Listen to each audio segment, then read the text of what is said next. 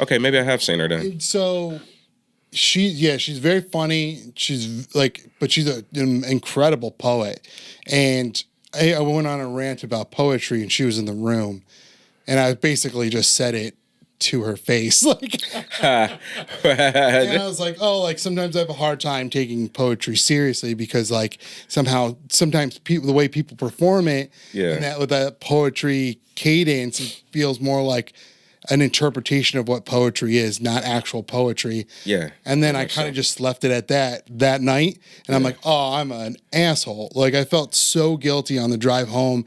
And luckily she came up to the show Saturday, and I like told him, like, look, the only reason I was comfortable with saying that type of thing to you is because like your poetry is very, very good. And your words are good enough and strong enough. You don't have to perform them. So that's why I was like, I should have explained that part that night. Yeah. And she wasn't mad. I don't even think she was mad about it at all. But like, if she was mad, she was doing a good job of hiding it, because I wasn't reading any kind of anger. But yeah, I've just felt shitty about it the whole like, since I saw her. I was like, it happened like Wednesday night at LVT, and I've been meaning to get a hold of her all week. No, you got a point. You got a point, man. Because after Love Jones came out, everybody thought they was a poet, right? And everybody was up there just putting words together that sounded cool, and it's like, you're not really a poet, you know. Birds and trees. Yeah, right. Oh, from mother's eyes. Oh man. I get just. It's like comedy, right? It's like people. Right. When comedy's not great, you got to perform it, right? Yeah, exactly. You got to sell it. Yeah.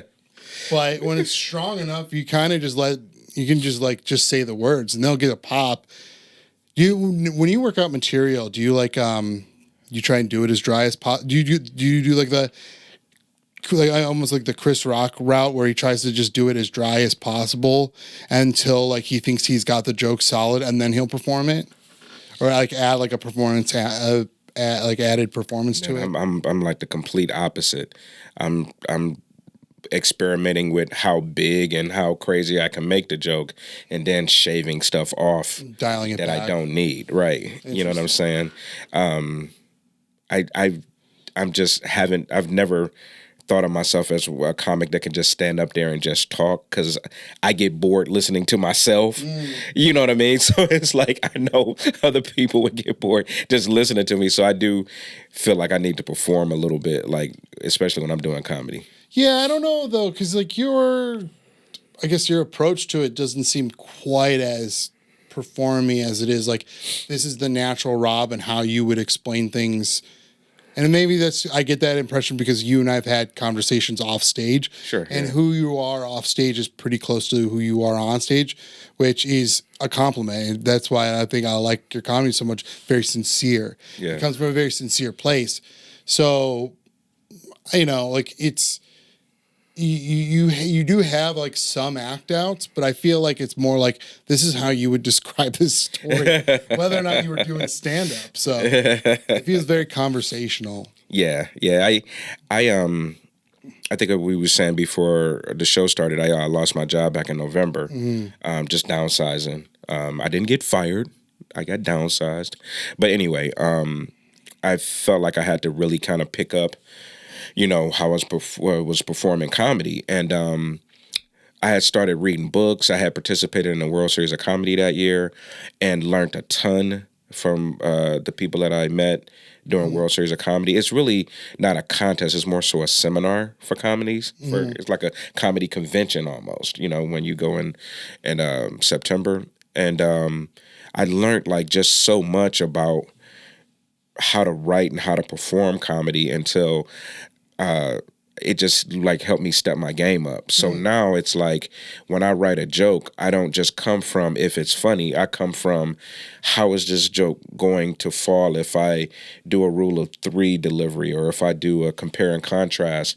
Like, I literally can take a topic and write it 5 different ways based on, I do a class on writing comedy, and I have 5 pillars of how to write a joke. So I could take a topic and use any one of those 5 pillars to try to make the joke something unique. You know what I mean? So it's just, like I said, I just really just learned so much about just writing and performing over the last year until I feel like it's just really helped me, be more natural on stage. Like you said, felt like I was trying to be somebody else for years when I was performing. Now I feel like I'm truly like into my own character in my own bag, Yeah, and it shows. It definitely shows. I do get kind of critical on those like comedy competitions because sometimes I feel like comedy is such an odd expression of an art form that like it's like can you quantify what's really good? It's more of like a matter of opinion. Sure, but subjective, yeah. Yeah, but the adverse thing is that there's a lot of comics, a lot of very good comics coming together, and if it's more of like a community type atmosphere than a competitive type atmosphere, then there's a lot to be learned and a lot to gain from those experiences in those types of like, the World Series of comedy. Like sometimes I wonder, like, well, there was a stretch there there was literally only white people winning that shit. Yeah. For like a year to 2 years straight. Right. And it was like really annoying to watch. Yeah. And I know how I look. I think at this point people like at least on this show they know I'm not a white guy, so I don't have to explain that part anymore. Right. At least in this area. On a nightly basis when I'm not doing stand up, yes, I need to remind people or tell people I'm not white. But yeah, it's just shit like that I notice, I'll notice like, and I'm not saying it needs to be necessarily my race. Yeah. I'm saying that it should have some diversity. Yeah. Dude, I had the same paradigm. Last year, 2023 was the 3rd year I did it. 2022, 2020, and 2021 I signed up just because some of the satellites were coming to local comedy clubs, right? Like Funny Farm, I think, had a satellite or whatever. And I was like, I'll sign up just to kind of see what it was. But I wasn't serious about it. I didn't send a great video. You got to send a 5-minute video so that you get picked, to perform at a satellite. I didn't send a great video. I didn't have a bio. I didn't have a good online EPK, so I didn't get picked to perform anywhere. In any of the satellites, and I didn't go to Las Vegas. Anytime you sign up, you automatically go to Las Vegas, no matter what. The individual satellites you get picked based on your video and, your years of comedy and stuff like that. So the next year, I was like, I had talked to some of the club owners and they was like, you should take it serious. Like literally Dave Robich out of Funny Farm was like, Rob, you could win this shit. He was like, you're good enough to win. I was like, are you serious? He was like, yeah, dude, I've seen you. I've seen a guy that won last year. He was like, you're good enough to win this. I was like, all right, shit. So I took it more serious the next year I signed up. I sent a good video and I went to a couple of satellites and saw kind of how it worked. And was like, okay, I get this now. It's not a contest like who's the best comedian. It's literally a thing of here's what it takes to be a good comedian. And when you get on stage, we're going to give you those nuggets, throughout this contest. But winning a contest is like the 10th thing you should get from it. There's 9 more things that you should get, So this last year when I did it, I was more serious about it. I ended up placing and going to Las Vegas. I was one of the top 100 comics. But I made a couple of mistakes in my Vegas performance that I want to clean up this year and see if I can actually place in the top 10. I would love to be able to place in the top 10. I think it would be great. But once again, it's just for you that you realize that like, this isn't necessarily just for the competition itself. Like that should be like one of the last things you should be focused on. Do you think that a lot of people have that mentality? Yeah. Or do you, oh, good. That's great to hear. Yeah. A lot of people say, "Oh, that thing is political. They only let blah blah blah win, or they only let blah blah blah win." Nah, dude, the last person that won, Kenny Mock out of Columbus, won it last year. And Kenny is a great comic, man. But he's smooth. Kenny is like a fine cognac. He's just really smooth with his comedy, right? It doesn't seem forced. He's super relaxed up there. He's funny as shit, and I'm like. I see what it takes to win. It's not, you don't need to overact. You don't need to, oversell or whatever. You just need to be funny. And, the contest kind of teaches you how to do that. So, don't hate on it, guys. It's actually a pretty cool thing. Joe who runs it, Joe Lowers, is super cool. He is a crowd work master. Jesus Christ, his crowd work every night is better than the show. His crowd work literally is better than the show every night, and it's a lot of fun. It's only $75 to sign up. If you sign up at the beginning of the year, you get a choice of all of the satellites. Just send a good 5-minute video, and enjoy September when you go to Vegas. I mean, I would highly recommend it to any comic. So that's cool. I also find that a lot of people who complain that it's it's political and blah blah blah, it's biased, are probably the people who aren't putting enough work into it really, and they just want an excuse other than themselves. It's easier to blame the system than yourself for failing at something, or not getting something out of it that you probably should have. Right. How was it being in you were just telling me before we started the show that you just got back from Vegas with your wife. Yeah. How was it being in Vegas without having not do comedy? Vegas is a blast, man. I'm learning more and more. We went there to celebrate our 28th marriage anniversary. I went there for our 25th anniversary. Our daughter paid for us to go. We stayed at daughter. Yeah. That's a great daughter. She got a big bonus for some new job she got, and she was like, I'm going to help my parents. We got her through college and stuff, so she felt like, she wanted to do something nice for us. So it was amazing. Paid for us to stay in one of the nicest hotels there, the Venetian. We stayed there for a weekend and just had a blast. So we decided to go back this year. We went to go see a Wu-Tang concert. That's amazing. Yeah, Wu-Tang is the first rap group to get a residency at a casino in that is Vegas. Incredible. Yeah. Really? So, I had no idea they had a residency there. Yeah, exactly. I think this weekend was the last weekend of it, but man, they put on an amazing show. It wasn't just a concert. They put in elements from that first album, the skits, and they had some little act outs and stuff. It was a great show. Just an awesome show. But we had a ball. I had never been to Fremont Street a couple of times I went to Vegas, and Fremont is a fucking party. I don't know if I can cuss on here, but Fremont is just a fucking sinful party. We get off the bus and walk over to Fremont Street. The very first thing we see is a woman dressed as a nun with her titties out with tape over the nipples. Yep. I was like, okay, let's go. You reached the Gomorrah. Exactly. I was like, let's go. This is where was this the last? That was my 4th time going to Vegas, and I'd never been to Fremont Street.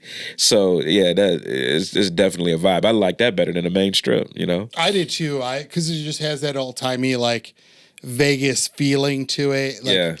It hasn't been it's Vegas, so it's commercialized, but it doesn't. It still has that rough edge around it. I like it. Yeah, one of my favorite casinos in both strips are Circus, just because it's such a fucking bizarre. I love it. It's old. It's got character. You could tell it hasn't been updated since the late 70s. Yeah. You could tell that there's a history there. Where a lot of the places on the new strip, you feel like, oh, this is newer. Yeah, they got a freaking pyramid. So, yeah, when I went to Vegas last time, I was still drinking, and but I did mostly I just wanted to walk around to all the casinos because I didn't know when was the next time I was going to be back. You a gambler? No, I'm not much of a gambler either. Yeah. So. I was still drinking, so I was able to drink while I was there. Yeah, and I definitely could do a lot of that in Vegas. Yeah, drinking and drugs is easy to find in Las Vegas, but all I wanted to do was walk around to all the different casinos. So I walked both the new strip and old strip. And I think I saw almost every single casino in 5 days. Serious? Mm-hmm. Jesus Christ. We stayed at the Westgate this time, but we've stayed at the Venetian, the Hilton. When I was there for World Series, we stayed at the Strat. I think there was one more I stayed at. I can't remember. But I've stayed at a lot of them. And for the most part, every hotel I feel like has a different vibe to it. Yeah.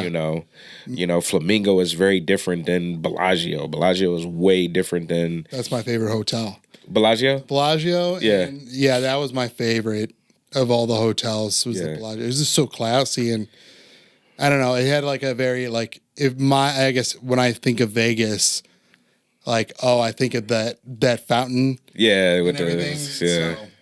I think of the prostitutes. There was a lot of prostitutes there. Gorgeous ladies. On the strip? No, actually in the casino. Now, I'm assuming, but when you see a woman that gorgeous in, coochie high mini skirt, breast out, by herself, hanging in the lobby, just kind of looking around, I don't know if that's a person that has lost her date. I think that might be somebody looking to be propositioned, but I don't know. Vegas is like an eclectic group of individuals. So, yeah. I mean, maybe. I'm not going to doubt it because it's Vegas, for Christ's sake. So, all I know is just some very, very pretty women in Vegas. But to see them on the strip is kind of rare. Yeah, because it's not legal in like that on the strip. Yeah, and on the old strip, it's not legal there. But if literally you go outside there, you're fine. Now tell me, do you take pictures with the people on the streets? Like when we went to Fremont, there was all these girls dressed in like the flamingo feathers and skimpy gear, and they always traveling like packs of two, and they always are trying to get some dude to take a picture with them, and it's like $20 a picture. Probably. Oh my God, those girls are freaking amazing. Because I went there with my dad and my uncle, so if there was any photos taken, they were the ones taking the photos. I was just there to make sure my dad doesn't blow the nest egg, as my mom would play. Because he had planned a trip to Vegas with him and his buddies. Yeah, and my mom called me. She's like, I really need you to go on this trip with him. Right, because if he goes by himself. He was probably the most well-behaved of any of them. Serious? Yeah. Okay. He drank way less than I did. Right. He did. I don't remember him gambling much. He played a couple of slots, and that was probably the most he did. Yeah. The rest of the time he was just drinking, but he never really. I don't think he ever really got too drunk. Yeah. And he was pretty well behaved. So I don't know.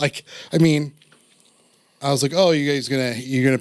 I was like, I asked my mom. I was like, you're gonna pay for my flight or my hotel? And she's like, no. Why would I go and babysit then? But I made like a pretty strict rule with him. Like the moment we got on the plane, because it didn't dawn on me until we were like on the flight there that I was like, oh, this is Vegas. Yeah. Vegas is known for like titty bars and you know what I mean, like shit like that. Yeah. And I told him straight up, like, look, man, if you want to do some like father-son bonding shit, like I'm down for that, but not in a titty bar. Yeah. That is the last place in the world I want to be with my father. Like I'd rather smoke a joint and have a good conversation. Vegas is weird like that because there's literally, I want to say 3, maybe 4 different types of Vegas, right? You could go there with kids and find fun stuff with kids. You could go there for the shows and do a lot of shows. Hey, I went and saw Wu-Tang or New Edition. You could go for the gambling, or you can go for the sinful shit. And it's just an odd mix because Disney doesn't do that, right? It's just for kids. Like, what if Disney had like a sinful part where you could see Snow White with her titties out or some shit like that, right? I mean, I'd be there a lot more often. Yeah, it's like, Vegas just decided we're going to just lump all of this shit together. It's to the point where we were coming home and we were getting on a plane and this woman had a baby with her and the baby didn't look like her. So I was like, I wonder if that is her baby or did she win that baby? Who knows? Know. Who knows? It's Vegas, right? It's Vegas. Did she win that baby?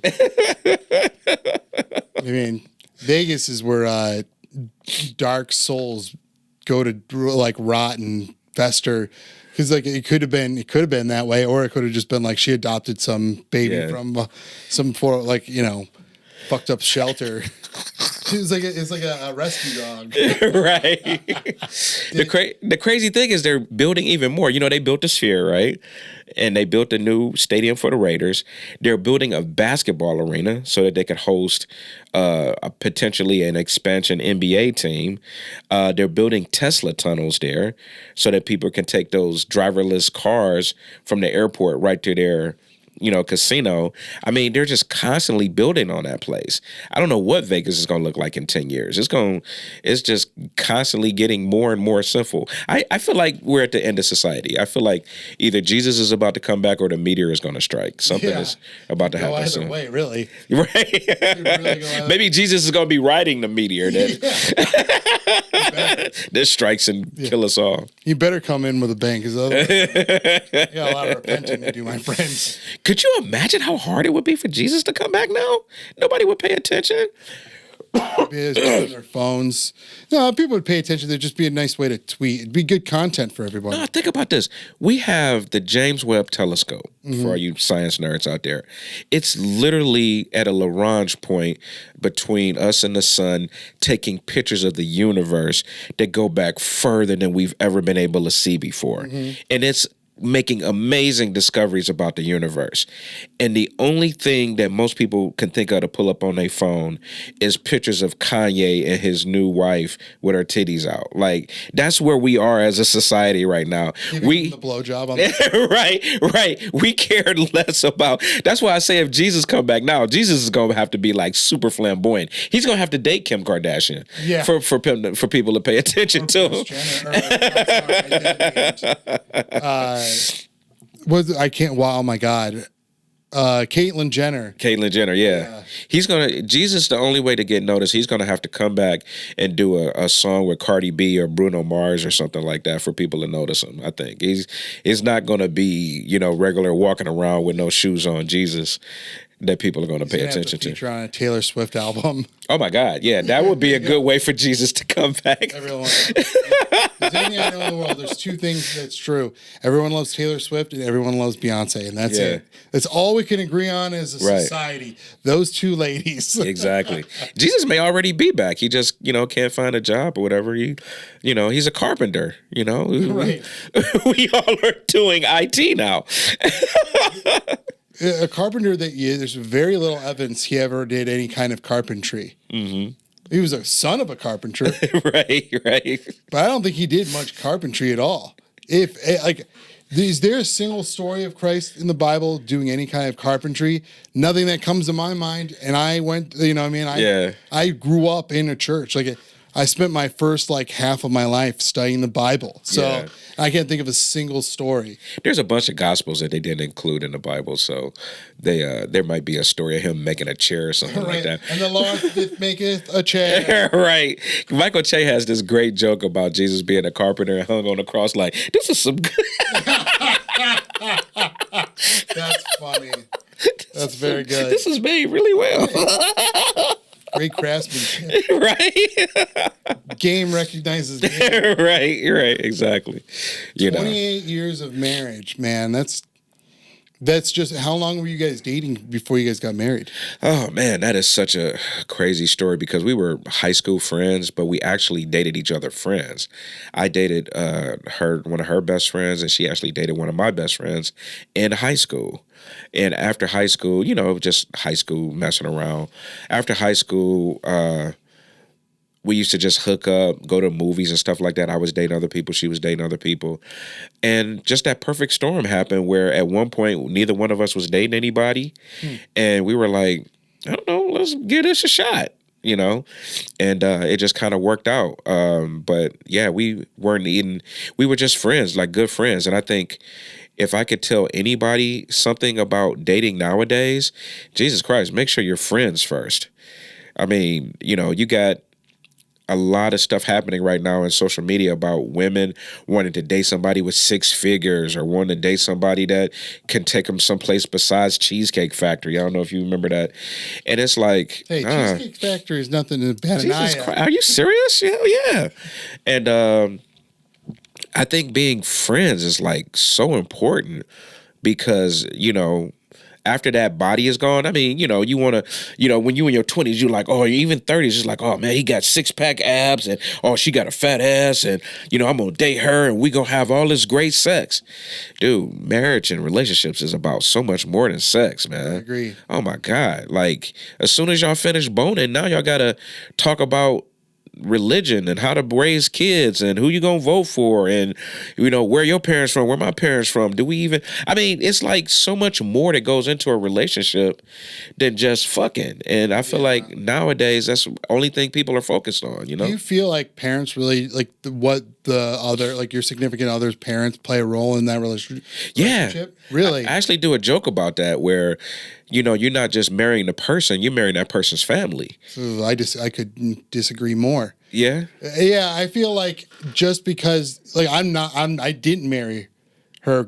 I didn't marry my wife for her parents. Yeah. I married her for her. And, like I didn't even care what they thought of me. I still don't. Right. Like, I don't care if they don't. Oh, I see what you mean. Yeah. You're coming from the, across cultures, right. aspect of it. Yeah, I get it. Like, yeah. I don't, or like, I would say that even economically, our parents are on different ends of the spectrum. Like, my parents did okay for themselves. Her parents my parents did okay for themselves and they're cheap. Right. And her parents sometimes struggle financially, right. but will help if needed.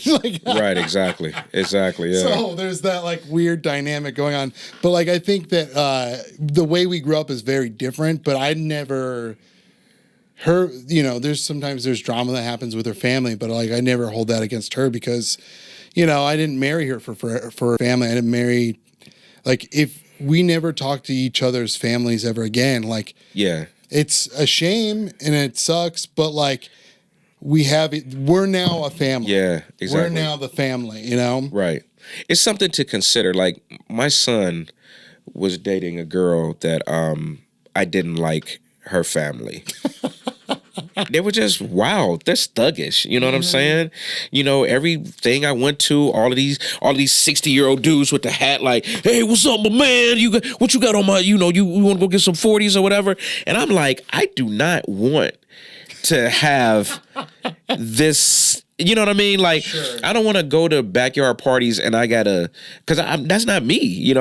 I grew up around that, but I'm not a thuggy dude. I'm not a, hey, let's smoke some weed. You got that? I'm just not me. See, I just assumed in your downtime you're just rolling around.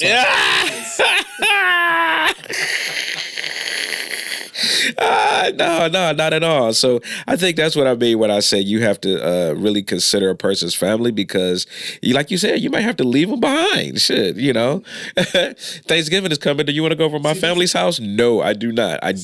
See, that's the thing. You don't have to interact with, like, my parents almost never interact with her parents. Yeah. And vice versa. I don't know, like, they're not friends. They don't hang out. Like, yeah. If they see each other, it's not like awkward or anything, but like, right. There's not that like relationship like that with them. And it doesn't need to be like that doesn't bother me. Yeah. And it shouldn't bother, like, I don't think it bothers my wife. I don't think, but like, I would almost be certain that it doesn't bother her because I would have known by now. Yeah. There's one thing you can, after like being together with somebody for so long, there's one thing you rest assured, if there's something bothering them, you would have figured it out by now. I have to say this. I feel like we're in a stage now in society where women have way more choice over who they pick as a companion than they did when I was growing up. Mm-hmm. When I was growing up, you just wanted a man with a good job. You didn't really necessarily care how he looked. It was a bonus if he was handsome. Mm-hmm. It was a bonus if he had abs or whatever. But you wanted somebody that had a good job, that was a good man, that raised kids, that worked hard. Yeah, provider, right. You didn't care what he looked like. You didn't care if he was... Now it's like... Women is like, he's... he a good provider, man, but I want somebody that's 6'2", and, I want somebody... You know what I'm saying? And it's like... I think like it's lightweight ruining relationships. I do a joke about it where I talk about a woman, an affluent man could walk into a McDonald's and see a beautiful woman and be like, oh, she's gorgeous. Mm-hmm. And I'm going to get to know her and I'm going to take her out of here. An affluent woman could walk into a McDonald's, see a man, and be like, "Oh, he's gorgeous. Too bad he's working at McDonald's, right? Right? I need somebody on my level." You know what I mean? And it's like, nah, ladies, society has changed. You might have to take that motherfucking, take them home and clean them up and figure out how to have a relationship. Yeah. I don't know, because my wife's a business owner, so I'm definitely the guy working at McDonald's. So I'm like, quiet down, Rob. Yeah, you have a choice. Yeah. Hey, shh. She sees somebody more attractive, I'm fucked. Yeah. And more wealthy. And women outnumber men too, so ladies really can't be picky. Like I don't know if I think that might be just a regional thing, to be honest with you, because if there's certain like areas where like when I went to OSU for a semester, and like it's definitely a lot more women down there than there were men. Right. So I don't know if that's necessarily. I think across the country, I want to say women outnumber men, but you're right, it might be like a regional thing, so. Cleveland, it seems like there's definitely a lot more men than there are women. You think? Yeah. I mean, every time I go to comedy shows, women outnumber men 3-1. I feel like I'll see going to your comedy shows. I'll see a group of 4 or 5 girls together having a good time, and the dudes are rolling like maybe 2 or 3. Maybe 2 or 3 guys together. But women come out to have a good time at these comedy shows, and when I look around my audience, it's 70% women. So that's why I don't understand why some dudes write jokes like, "I can't stand these bitches." I'm like, have you looked at the audience? Take a look around, pal. Right, read the room. I thought. I was been thinking a lot lately that like Secret Society.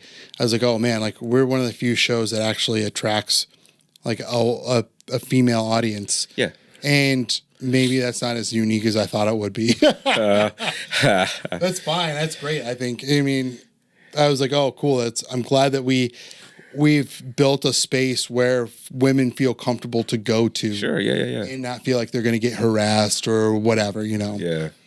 Women are more adventurous like that, too.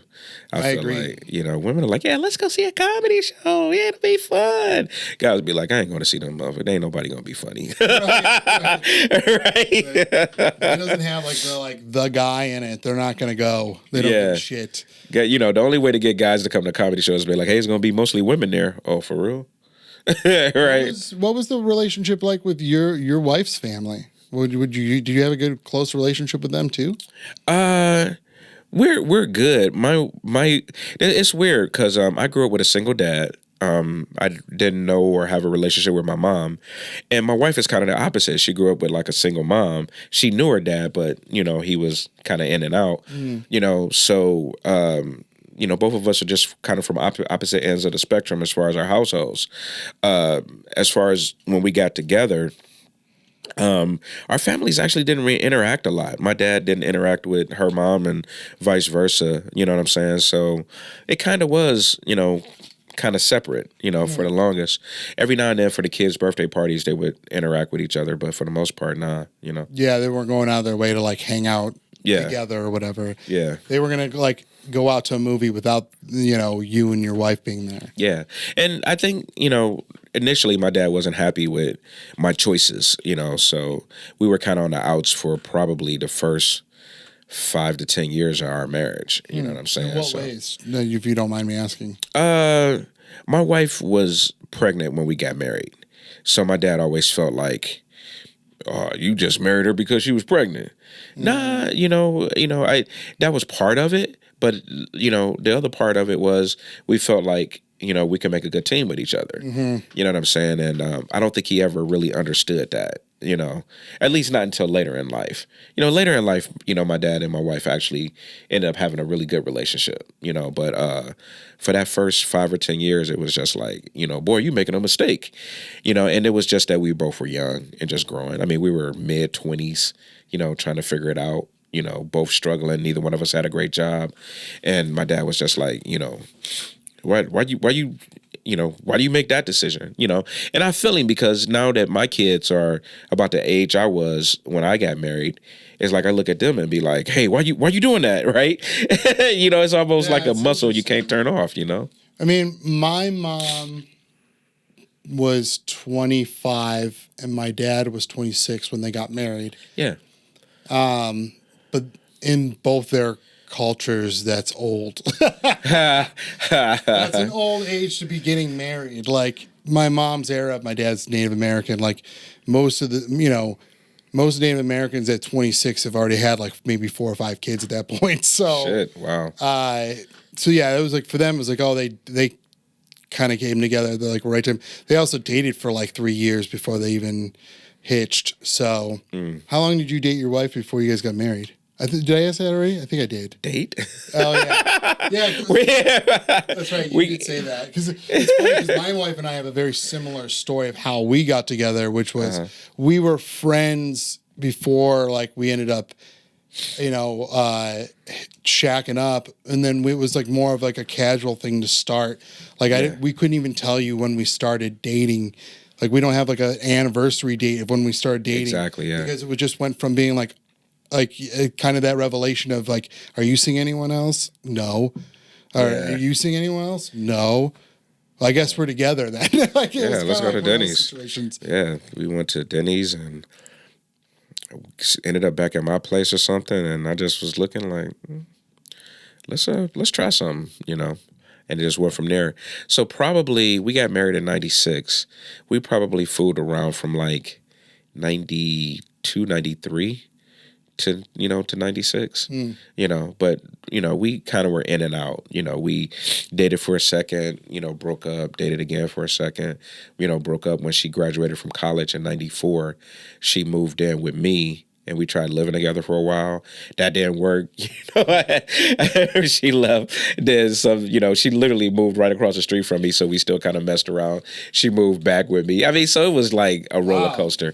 It was like a really a huge roller coaster. That you guys have went through like the gamut of things that could happen. Yeah, exactly. At that point, so which probably set you up for like.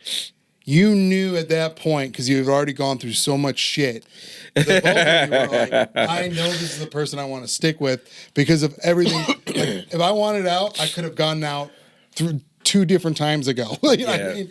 So, and I'm going to say this. If you are with somebody and you have complaints about stuff that they do, at some point, you have to kind of get past it. Like, getting mad about I leave my socks on the floor or I don't put the top back on the peanut butter tight enough or you know what I'm saying? Like stuff like that is it's like you have to kind of really pick and choose what you're willing to put up with if you love somebody. And it's like I done got to the point now where it's like it's stuff that irks me that she does all the time, but it's like I can see past it now. You know what I mean? And it's just weird. Yeah, or sometimes it's like you see it, and you're like, "Oh, that's kind of annoying," and then you just let it go. Yeah, you know what I mean? Like it doesn't really like stick, like it would be. You wouldn't hold on to it. Yeah. I'm the same way with my wife. To this day, we argue about how to wash dishes because I soak my dish. We don't have a dishwasher. Yeah. So I soak my dishes so that I can come back in a couple of hours and just wipe all the grunge and stuff off. Preacher to the choir, my friend. Yeah, she'll see the water soak and dump all the water out and dump a whole bottle of Dawn over dry dishes and let those sit. And I'm like, that doesn't make any sense. Yeah, at least she's throwing the soap on. I'm like, there used to be a dry bowl in there, a dry plate. No one rinsed anything, and it's like you just got to get the chisel out and go to town. Yeah, it's like so many different things, and I know I could give you a list of 10 things that she does that irks me. And I bet you she could give you a list of 25 things that I do that irk her. You know what I mean? So it's just weird. You're right though, like it, because once the sex is like, you can't just fuck forever, right? So I mean, in a sense, sure, like here and there, but like eventually there needs to be more depth to that relationship than just sex, right? Yeah, of course. So like, then what are those characteristics or the things that you're looking for in that relationship that are beyond sex? And I think that's kind of like my wife, like I hardly wear my wedding ring. Yeah. The reason why I don't wear it, it's not because I don't love my wife or I'm trying to do anything, is because I hate that fucking ring. I've never worn jewelry. I love my wife, but I hate the ring. Yeah, but, same here. I don't really wear mine. My fingers are fat. Yeah, maybe that's that. Like I just the swelling and everything. Like yeah, it's uncomfortable. Yeah, yeah, it's very uncomfortable for me. So I don't like wearing it. But like, and she stopped wearing her ring in the last like 6-7 months or whatever. It doesn't bother me because I know that like if I have a problem with her not wearing our wedding ring or whatever after this long of being together, we have deeper issues than a ring. True. Yeah, absolutely.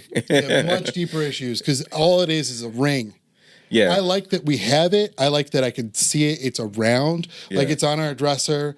I like seeing it in the morning. Because it's a nice little reminder of the person. It's a nice sentiment. It's got sentimental value to it. But that's it. It's just a ring. Well, if you don't mind me asking, how much you pay for it?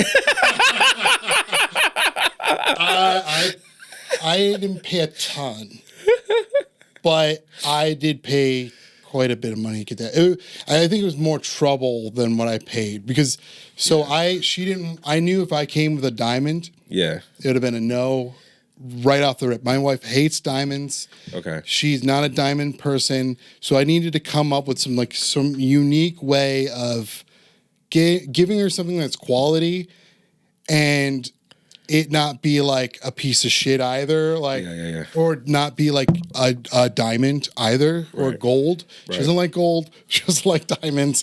She's the perfect woman. Yeah. So I had to figure out. So I found this jeweler in Russia over the internet, and she has these like really cool, unique designs that she does with like these really expensive like moon rocks. Yeah. So I had her make a custom made like ring for my wife. All right, cool. It only cost me like. Well, you don't have to say. You don't have to say. Yeah, you don't have to say. You don't have to say. It cost me a ton of money, but again, it doesn't. I don't even think that matters to some people.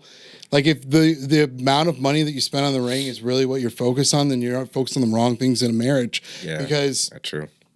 It's just a ring. It's just a inanimate object it should be nothing more than a friendly reminder or like a nice little sentiment that you get to see once in a while to remind you why you ended up with that person, why you gave that person that ring. Yeah, that's true. And I think that there's a lot of aspects of my wife and I's marriage that I really enjoy that because we were friends, or like when problems do arise, there's a lot of compassion and empathy between two different people. Right. Because you're friends. Yeah, exactly. And you're coming from a place of like, I'm not angry at you, but we do need to work through this. Absolutely. And what are those steps? I tell people, I do a comedy workshop where I try to teach new comics how to kind of write.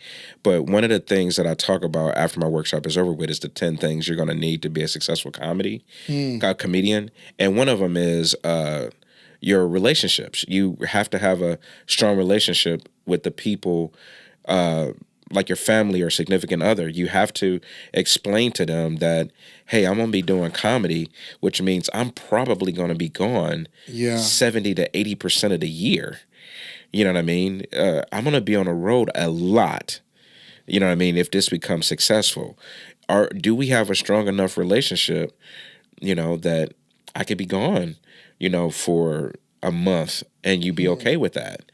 You know what I'm saying? So I couldn't agree with you more. Yeah. Because it does take a lot of sacrifice, not only for the comedian itself, but the comedian's relationships as well. Because your life becomes, I don't even think if it even becomes successful at any point in the game of stand-up that you're not completely involved with it to a point where it almost like that's all you're really doing. Right. Odds are good it's going to be mostly a hobby for you. Yeah. You know what I mean? Yeah. So unless you're just kind of like constantly going out doing mics or doing something content-wise or doing shows all the time, odds are good you're not putting yourself in enough opportunities to grow as a comedian. Yeah, dude. I one of the things I do in my workshop is I break down the math and was like, I tell them, how much do you want to make a year as a comedian?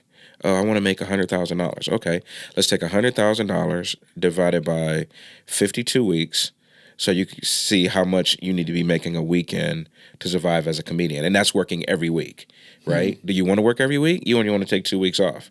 Well, I would like to take 2 weeks off. Okay, so let's break that down to 50 weeks. Now you got some holidays in there that are going to fall on weekends. Let's break that down to 45 weeks, right? So if you want to make $100,000 in 45 weeks, divide that 45 into 100,000, so you see how much you need to be making per weekend. Yeah, that's a great way to look. You know what I'm saying? So it's like, I don't think people really do the math on what it takes to survive if you're going to do this full time. And that's the revelation that I'm hitting. I'm like, shit, I need to be doing probably 15 to 20 shows a month at $300 or more per show to live my lifestyle that I currently have. That's a lot of shows. Yeah. Right? That's a lot of shows, and that's a lot of money. Like, it's the truth of the matter is that certain, like, unless you have anywhere between like 55,000 to 100,000 followers, it's tough. Like, it's hard to I guess for the booker, it's hard to justify paying somebody that amount of money when it's like I could have just booked or promoted myself. What do you think a headliner makes for one show? Friday late show. What do you think a headliner makes? Probably anywhere between like $800 to $1,000 a show. $800 to $1,000. You talking about a national headliner or just like a normal hilarities headliner? That's what I think. No, it's more like 500 and below. They're making like 350, maybe to 500, depending upon their popularity.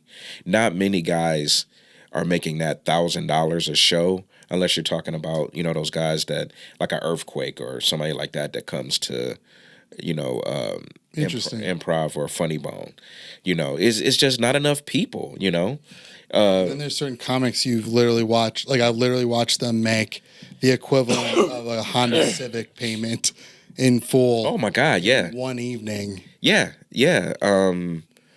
I think I'm not going to name names. But No, of course. But I know some bookers were trying to bring some major comedians, and I had a chance to kind of peek in on some of the budgeting that they were doing. And some of these people were on deck to make, $20,000, $30,000 for just one show. It was arena, it was like a theater, and it was going to be, 2,000 tickets showed, but 2,000 tickets at $50 a piece. Now you can pay somebody $30,000. Right. I'm not going to make that. They're 30% of the budget of that show. Yeah, exactly. And like, so it also too, like that headliner also was paying their feature. Yeah. So he turned around and gave his feature X amount of dollars. Right. That same day. Right. So he took the check, he cashed the check, and he still has to pay his agents. Yeah. They get their cut, their tour manager, right? And whoever out there, the person who runs merch, right? Probably the venue's taking money off merch. Oh my God, you gotta sell merch. You got to.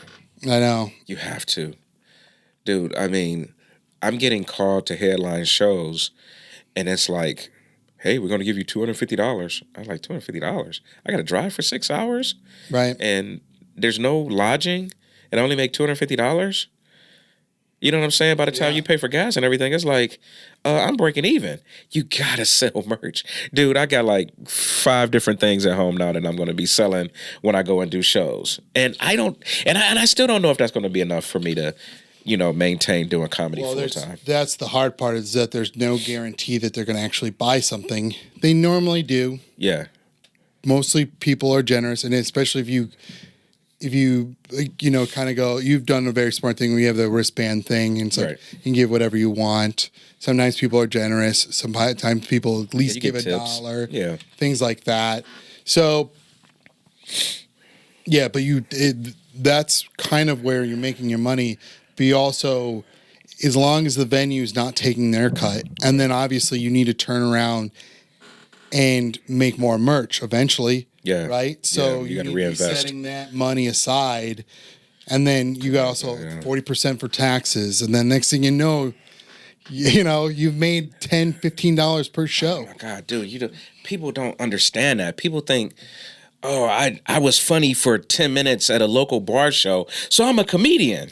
They're not Really wrong, not. but You're not a professional comic, as in this is how you're making a living. sure. You know what I'm saying? And like you said, you put it so well when you said that at best it's going to be a hobby for probably 60% of most comics. Mm-hmm. You know, I mean, that's maybe being That's very generous in my opinion. that may be being generous. You know,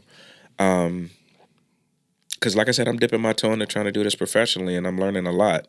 You know, running to a lot of walls. In my opinion, for every one major comic, there's at least 9 other failures. Yeah.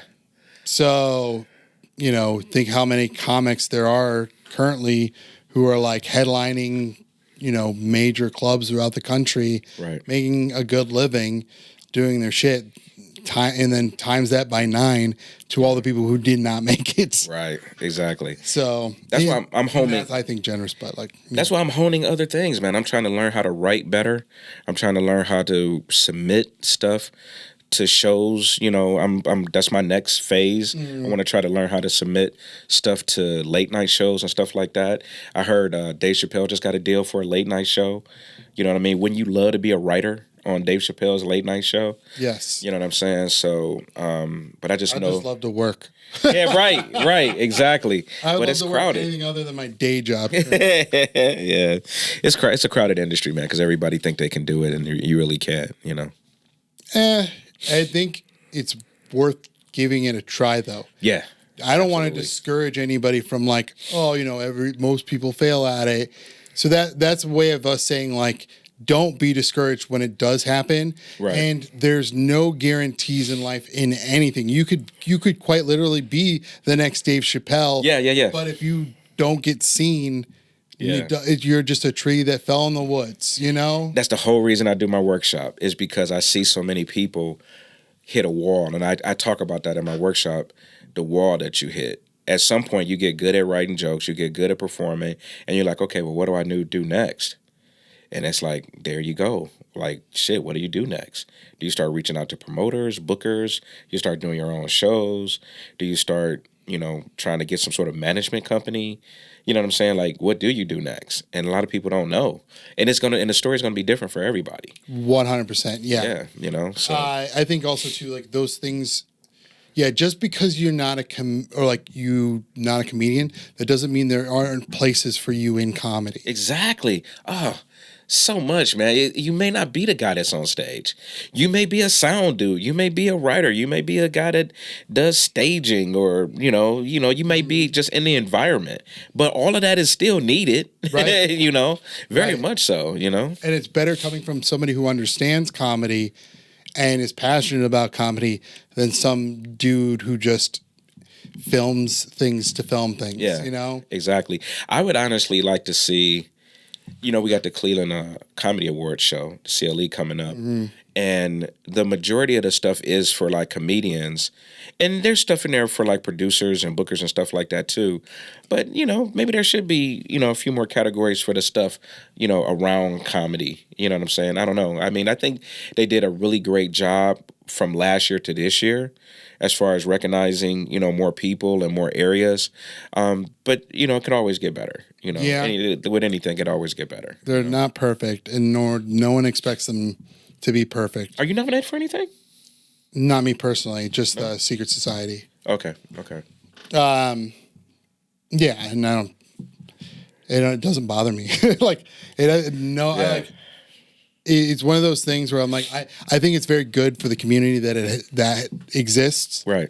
But it really, like, I win or lose or be nominated or not nominated. Yeah. It doesn't affect me one way or the other. Same here. Yeah. I feel very like I don't know, neutral on it. The whole thing, like, no, and I don't think it's politics.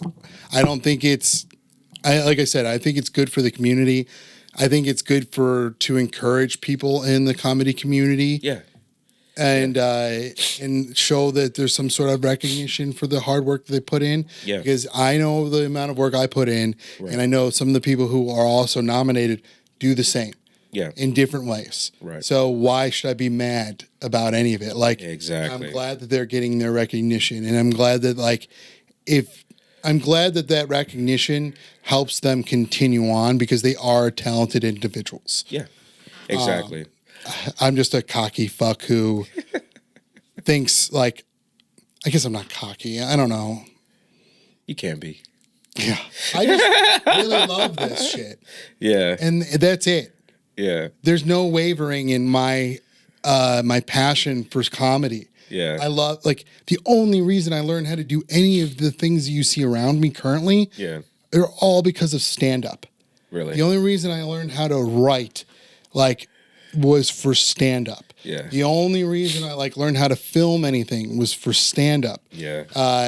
Audio is a different story. I started that for music, but, like, also, like, again, I grew up in the church. So, you know, there's a lot of, you know, speakers and productions and things like that happen that I took part of because I was a part of a very, like, liberal, artsy type, you know, hippies, you know, type church. And so, you know, there was a lot of plays, a lot of, like, a lot of music, you know, a lot of painting and dancing and speeches and some comedy. And so, you know, I think that it's interesting to me to think that, like, everything that I've been doing since I was, like, 11 years old, I still do today.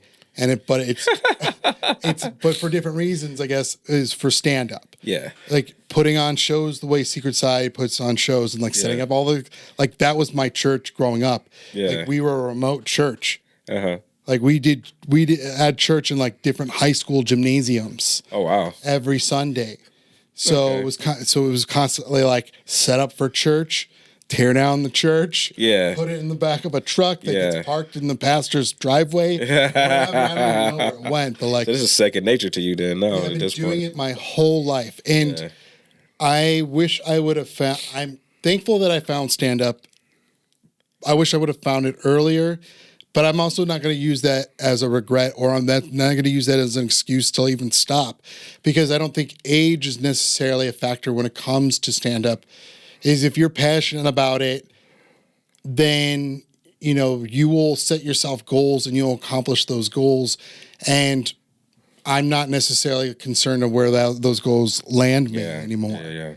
You know, my mountaintop personally is, I like in my mind, if I had my dream job as a comedian, I'm a guy who works the cellar, you know, does 4 or 5 spots a night, makes a little bit of money, goes home to his small little apartment, and he's a well-respected comedian at the cellar. That's it. That's my mountaintop. I don't want to be Tom Segura. I don't want to be Kevin Hart. I don't want to be Bert Kreischer. Like, I think they're great. And I think they're good for comedy, right? Because they spread, like, they've obviously expanded the world of stand-up comedy, where it's a lot more normalized now, right? To a point where we're genreing it. Yeah. Like, that's crazy to me, because before, when I first started, when I started getting interested in comedy on a deeper level, there was really only 2 genres. There was club comics and alt comics, and that was pretty much it. Okay. And now there's all these different pockets of comedy, which I think is great. Yeah. Because it just shows that it's growing as an art form. Yeah. And that there's different people are finding more creative expressions of that art form, which is, I think, I think this is one of the most exciting times to be a part of comedy, because it's really becoming a legitimized, like a legitimized piece of work. Where like a movie industry or like a music industry was back, you know, when they first started out. So I feel like there really is a huge sort of underground railroad of comedy that keeps the system alive, right? Like we only see the top guys, the Rocks and the stuff like that when we're turning on TV and the Chappelles, and we're like, okay, those are comedians. But there's hundreds, if not thousands, of comedians like all over the country that just keeps the blood pumping. You know what I'm saying, of comedy. And we need that. You know what I'm saying? And we need that. And that's my passion is I would love to see the next Kevin Hart or somebody like that come out of Cleveland. That's my passion is to just see Cleveland grow as a destination, for comedy. That's why my passion has been to just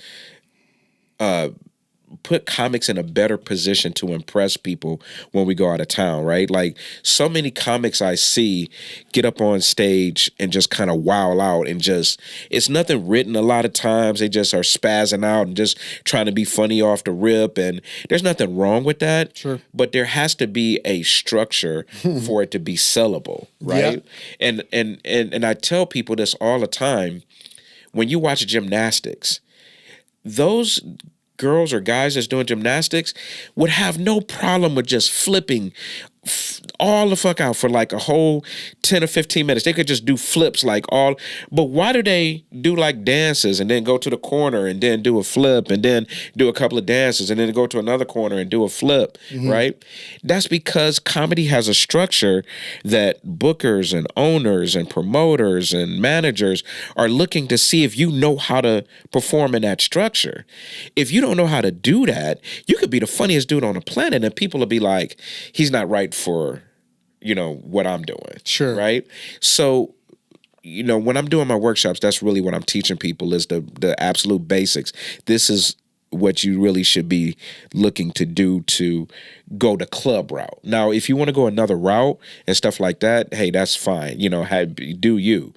But I'm just really trying to give back stuff I've learned. I'll be 55 this year. I'm not going to keep doing this. You know what I'm saying? I'm going to do this till, maybe 62-ish.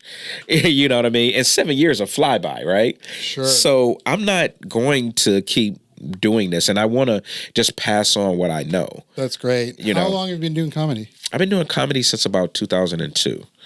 I started doing it because I had lost my job. I had started selling insurance. And my whole thing was I wanted to be, around that time, you had, Tim the Tool Man and, people that were taking their profession and making like, I'm the comedian, cable guy. I'm the comedian tool guy, And I was like, okay, I'm going to be the comedian insurance guy, right? And I was literally trying to build a routine about selling insurance and was like, hey, you better buy this policy before you die, whatever. It was like, stupid. But the first couple of times I did it, I was like, you know what, this is a lot of fun. It was cathartic. I was, relieving stress, and I was pretty good at it, You're a very likable, charismatic guy. Yeah, well, I appreciate that. Thank you. I wish you were a girl in high school when I was in high school. But for the most part, I just dove in, but I didn't really take it serious. I had a decent job, and I didn't really want to make it a career. I tell you this just super quick. We used to try to get in at Improv. We would go and do audition for Lee down at Improv to try to get on stage there. And when I finally started writing jokes to the point where Lee was like, okay, you're pretty good. And I was like, okay, well, what's my next step? And he was like, quit your job. And I was like, I can't quit my job. I got 2 small kids and, this is like maybe 2004, 2005. He was like, okay. And I still remember his whole demeanor changing. He closed the book. We were writing notes in. He closed the book and was like, all right, good luck. And it came from, it was cold, but it was a real look at the switch you have to be able to turn on to say, I'm going from being, Joe Blow cubicle to being a professional comic. You really have to hit a switch that says, okay, I'm good enough. Let me go get this work, right? And I wasn't willing to quit my job at that time. I'm like, I'm not quitting my job, man. I got healthcare. My wife is in school, and I just wasn't willing to quit at that time. The circumstances weren't. Yeah, exactly. The circumstances weren't right. So I say that to say that this is not just, hey, I'm funny and I want to be a comedian. It really is a commitment. It's a commitment to a lifestyle. It's a commitment to a culture. Sure. It's a commitment to writing and constantly getting better. You know, I heard Ralphie May say in a seminar he was giving online that the minute you think you can't learn anything else about comedy, you should quit. I agree. I wholeheartedly agree with that statement. And there's some people out there, you probably run into them yourself. It's like, oh no, this joke is perfect. No, it's not. you could always, So that's where I'm at right now, and that's I'm just enjoying it, and I just really want to just pass that stuff on and make sure. Great. And yeah, and that no one's gonna know your situation better than you do. So it's like when that fork in the road comes, you'll know that its place better than anyone else. Right. Because I'm kind of in the same situation you were then, where like I'm slowly but surely getting to that point where it's like I got to choose one or the other. Yeah.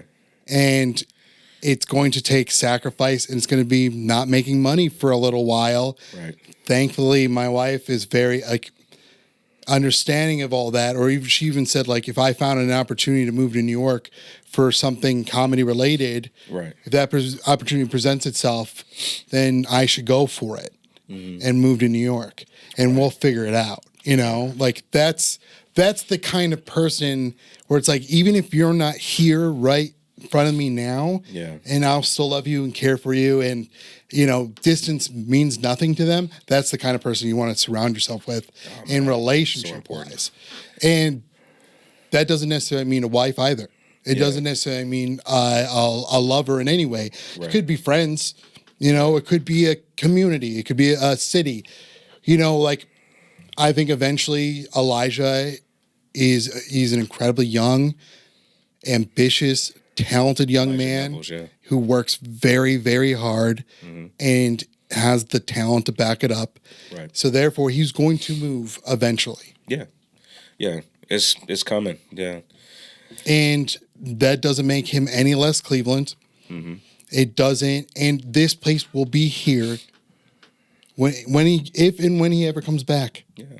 Nothing will have changed here. We've already seen it. We've seen guys like, Ryan Dalton and Yusuf Ali and, Jasmine Carter. We've seen people leave Cleveland and have some success outside of Cleveland. Yeah. Shit, Mary just went to New York. And what's the guy, Marcelo, that's on Saturday Night Live? Mm-hmm. Yep. I didn't know him. I didn't know him personally. A lot of people, knew him personally. But did you know him?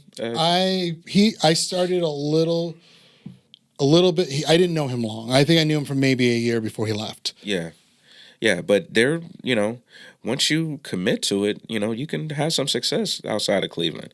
I don't want people to have to leave Cleveland, though. I would love it if you could just stay in Cleveland and there was people that was coming here to make movies and produce shows and was like, hey, Cleveland got a nice crop of comics. Let's just use the people that we got here, Yeah, I mean, the talent and the infrastructure is there, and the cheap labor is definitely there because we don't have an industry. Yeah, exactly. We don't know what a stagehand should be making. Yeah, so you could come here and offer somebody, what would be a livable wage in Cleveland. Yeah, and it'd be a significantly less paycheck out of your pocket, right? As far as the production company is concerned, right? So. I get why somebody would want to do that here, but at the same time, we don't necessarily have a ton of, we don't have an entertainment industry in Cleveland. We have people who do entertainment in Cleveland, right? But there's not necessarily an industry here that could, let's put it this way, or at least the way I see it, is that all the positions that could feasibly pay you money for your art are already filled, and those people are working those spots, and they're not going anywhere anytime soon. Right, right. And I know they're not me, which I'm fine with. They're good. Right. They're talented people who give back to the community, and so I'm not knocking them for it. But that's also them there's not enough room for everyone to have jobs here because there is no industry. Exactly. So you need to make opportunities for yourself, and you might go. So true. you know, you might be 27 years down the road in comedy, and it doesn't mean you're a shitty comic, or you might find out you're a shitty comic. But you tried. Yeah. You went for it. You gave it your all. Don't discourage yourself over that. How you define a shitty comic? What's your definition? That's not up to me. I know my personal, like, oh, I'm a shitty comic bottom, but I think that's between you and yourself. Right. That's got nothing to do with me or my opinions. Because I don't know, like I say this a lot to a lot of my peers, that I am not the judge of comedy. Yeah. None of us, as comics, none of us are a judge of comedy. Right. It doesn't matter what the fuck I think. Right. If they're laughing, then that's a good comic. Right. Yeah. Who gives a shit? I can agree with that. If that audience is having a great time and they're loving that performer, right. My opinion does not matter. That's true. Yeah. What I think of that person's material does not matter. Yeah. And they will work despite my opinion. The reason I bring that up is because I had a recent thing that I listened to. You know who David Lucas is? That name does sound familiar. David Lucas is sort of a roast comic that made some headlines recently because he walked a crowd at a Funny Bone. I forget what state he was in, but he basically walked a crowd on a really bad George Floyd joke, right? He was like, I wouldn't have knelt on his neck. I would have shot him. And right? And it was just a really crass, off-color joke that walked probably the majority of the black people that was in there.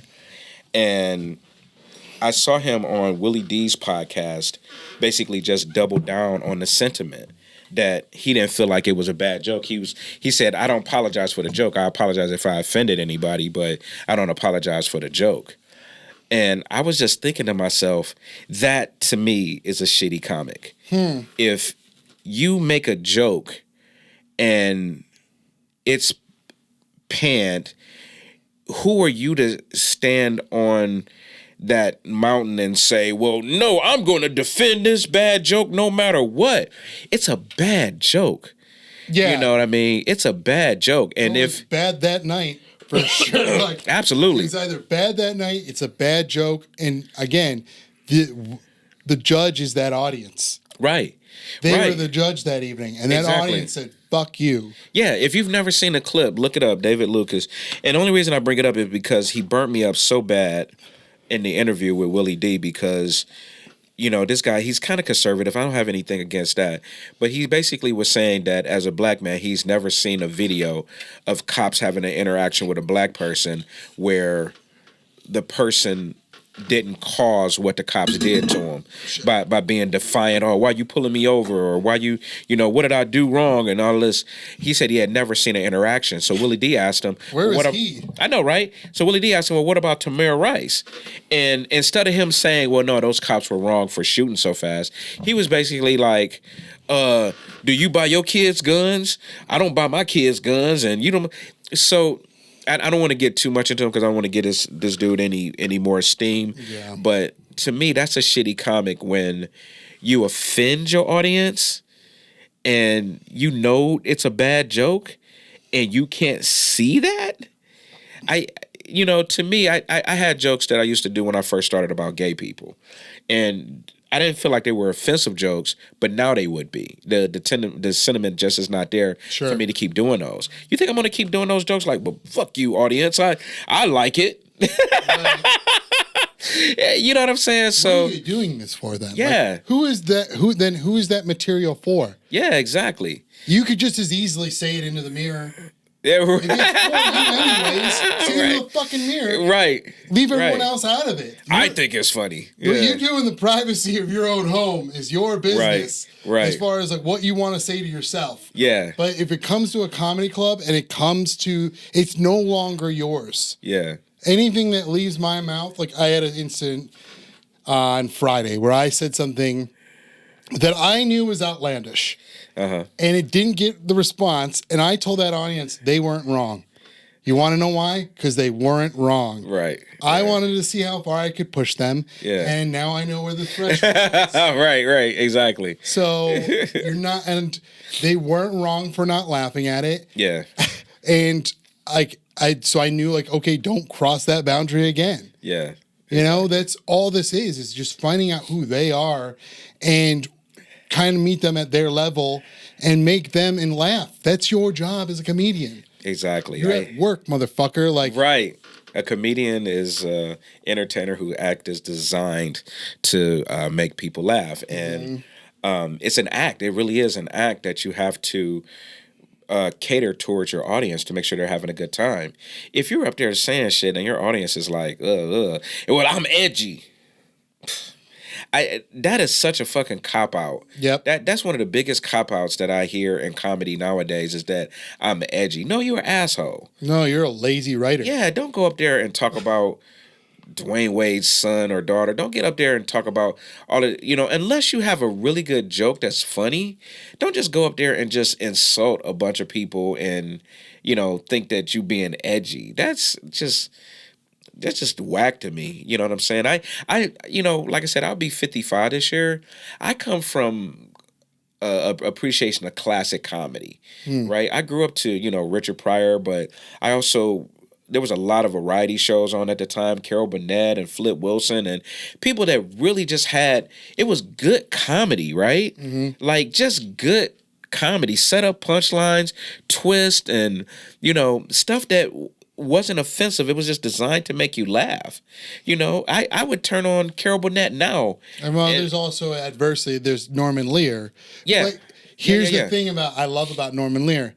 He had all the good elements, even with his, even with the shittiest of characters as Archie Bunker was. Yeah. The motherfucker still had a fucking punchline, or he was the butt of the punchline. Right. It still needs to have those very classic setup joke style. Yeah. Like if it's not well thought out and it doesn't have a punchline, why bother saying it? Yeah. I just, and I don't want to call out too many names because I feel like I am going to turn into Cat Williams, but believe me. I'm guilty of it. There's a lot of comics I just don't like that style of comedy. I don't like comedy that disrespect women. I don't like comedy that, is just a bunch of profanity for no reason. I cuss during my comedy, but usually it's part of a punchline or I'm doing a character maybe that cusses, but maybe I'm whack for that or whatever, or corny or whatever, but I just don't feel like that's necessary. You know what I'm saying? Yeah. I'm not going to get up there and motherfucker you to death because I can say it. It's just stupid. Yeah, I think that if the joke can live without the curse word and still be funny, then it's worth saying. Yeah. But if you're reliant on the curse word in order for it to be funny, then it's probably not a good joke anyways. Yeah. And it might get a laugh for that evening, but you're going to see diminishing value over time on that joke. Yeah. And it's going to be an inconsistent of a joke. I'm never one to be like, you shouldn't swear or whatever. Like, I don't care if you swear or not. But if your jokes are reliant on there being a curse word, then it's probably not a great joke. Exactly. I'm a black comic, and I don't even like using the N-word in my comedy, right? Like, I get work now in Southern Ohio a lot. And sometimes I'm the only black person in a room of maybe 350 to 500 white people. I'm not about to be up there and be like, and then this nigga said this, and then this nigga said that. I'm like, I would sound like an idiot. I am a professional comedian. My job is to go in there in that room no matter what and make sure those people have a good time. I'm not trying to go in there and offend people and be edgy. Hey, you ever been with a black man? We got the big dicks. I'm like, that's just whack to me. Go in there and with a set that is funny, that is not offending people, that's not turning people off, and that's just me personally. Like some people is like, no, I'm gonna go in there and they about to get the real. I hate those people. So I really do. I don't think none of comedy should be real or be stingent on whether or not it's real. It doesn't have to be real. It just has to be funny. Right, exactly. I say that a lot, and I will preach that till the day I die. So true. It's like, I don't know. I don't mind if you're edgy as long as it's you put a lot of thought behind what you're saying, and it comes from a very sincere place. Like Chappelle's a very good example. His couple last specials, they were compelling. Right. I don't know how much of it was comedy, and I don't agree with a lot of the things he was saying, but I don't think he didn't have the right to say it, and I think those were very sincere thoughts and struggles that he was communicating. The trans stuff? Yes. And I don't mind him having that conversation. If anything, I think that's a very necessary conversation to have. Right. Because there are people out there that think like Dave Chappelle. Yeah. Now, when Dave Chappelle said it, no, it was no longer his anymore.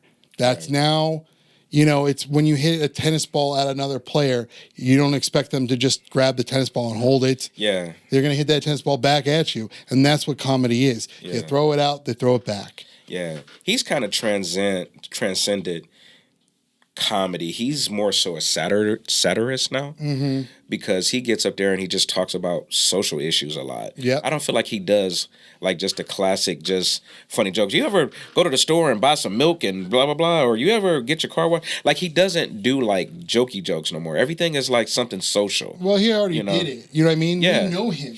Right. He's transcended that. Yeah. He's spent the last 20 plus years establishing who he is as a person. Yeah.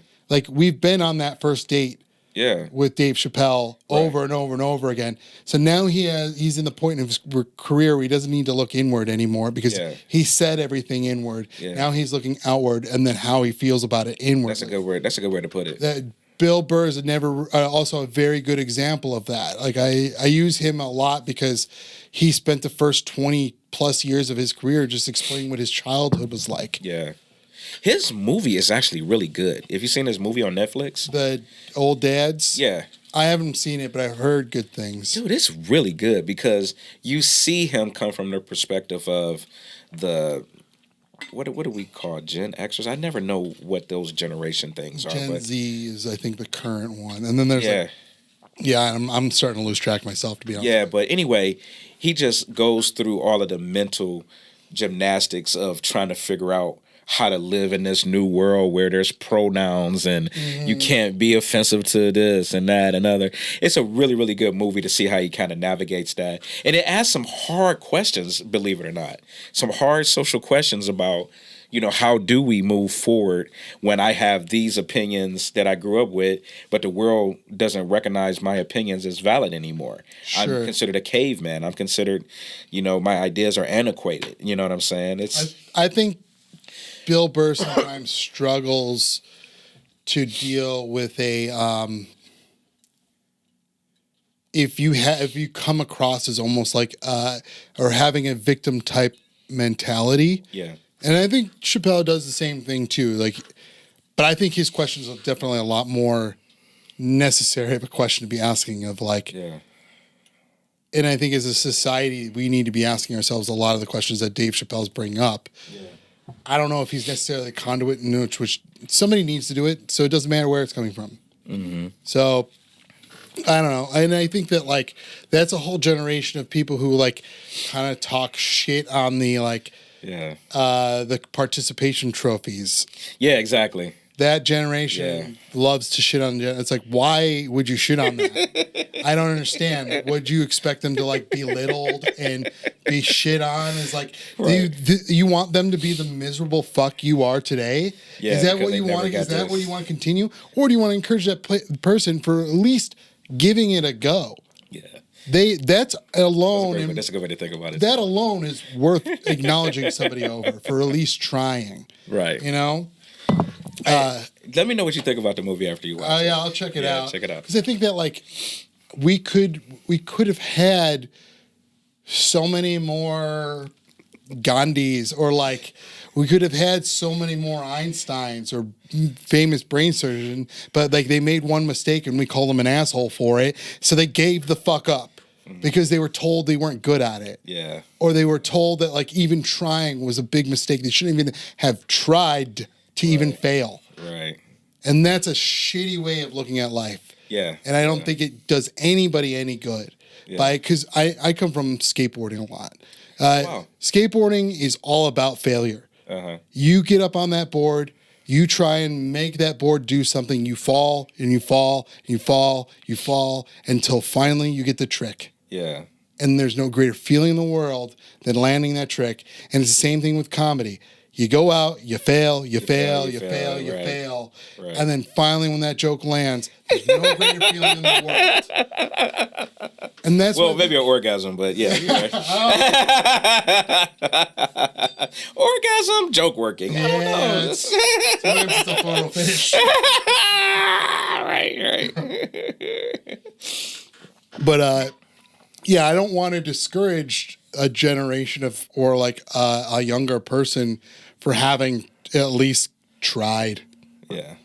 If they don't want to stick with it, they'll give it up. Yeah. That's their choice to make, not mine.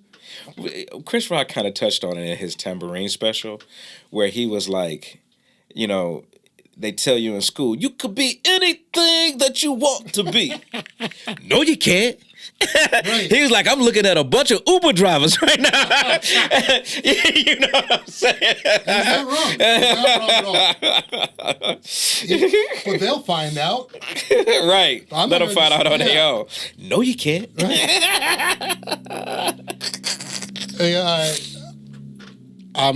Well, I'll quote Conan O'Brien again. There's a clip on YouTube or on Instagram about it. I don't care that I'm repeating myself because I think it does raise a very valid point, which is Conan O'Brien, when he lost the Tonight Show, said, don't be cynical. I hate people who are cynical. I think it's the least attractive quality in a person. And he goes, if you're kind enough and you work hard enough, someday, good things will happen for you. Yeah, I like that. And I like that, but I wish he would have said maybe. I wish he would have said maybe. Right. Because, again, circumstances happen. Yeah. Life happens. Right. Sometimes things happen out of your own control. Right. Like, let's just say, for instance, you're, an acrobat or whatever, and you're paralyzed. Right. That's a very physical, roadblock. Yeah. That you might be able to do something. Right. But it's going to be a significant roadblock for you to get to the point where you can call yourself a real gymnast or like an acrobat or whatever. Yeah. It's going to take a lot of work and a lot of struggle or rethinking what that is. Right. So reimagining it, yeah. Reimagining it. So I think that there are circumstances, there are things that happen in life that can hinder you from obtaining, but that doesn't mean you should stop.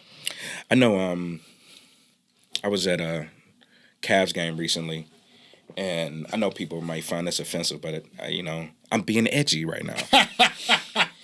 During the halftime, they had the wheelchair basketball guys come out and play wheelchair basketball.